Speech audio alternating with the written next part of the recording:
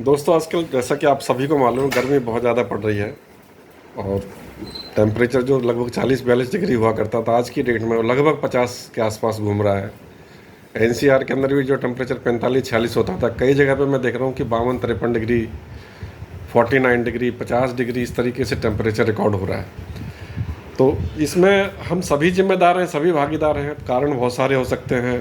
अगर मैं कि कुछ कहना चाहूँगा, बहुत सारे लोग क्रिटिसिज्म भी करेंगे, बट इस सब की जिम्मेदारी हमारी ही है कि ये टेम्परेचर जो 40-42 डिग्री हुआ करता था वो इतना ज़्यादा क्यों हो गया, इसके क्या कारण है। तो जो मुझे समझ में आ रहा है, अगर हम कुछ लोग कुछ कर पाएँ उसके लिए तो बहुत बड़ी मेहरबानी हम सबकी होगी, आप सबकी होगी।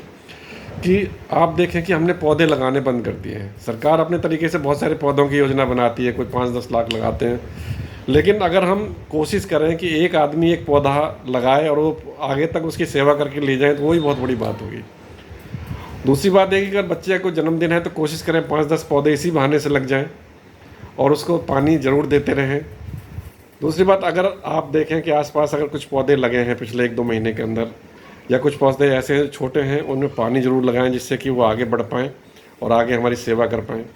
तो एक तो मुझे जो लगता है कि ये कारण गर्मी का ये हो सकता है कि हम पौधे बहुत कम लगा रहे हैं।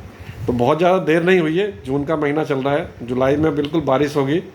उस टाइम हमारी कोशिश होनी चाहिए कि हम ज़्यादा से ज़्यादा पौधे लगाएं, अपने बच्चों को प्रेरित करें कि हम पौधे लगाएं, और हम सहभागी बने।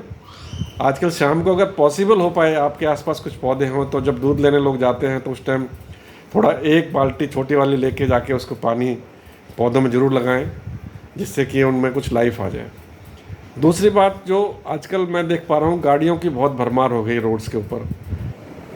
जिसे भी देखो एक गाड़ी में एक आदमी है और गाड़ियाँ चल रही हैं। उसके बहुत सारे रीज़न है, मैं नहीं जाऊँगा क्यों। गाड़ियाँ हम खरीद रहे हैं और जा रहे हैं कि काम की प्रॉब्लम है, नज़दीक तक पब्लिक कन्वेंस नहीं होता है, तो गाड़ियाँ हैं।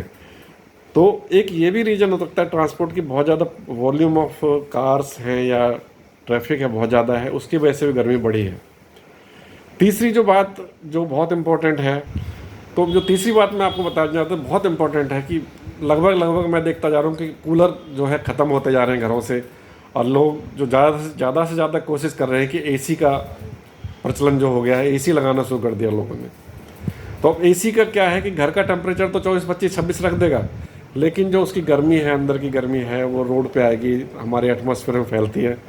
वो यही एक ग्लोबल वार्मिंग है।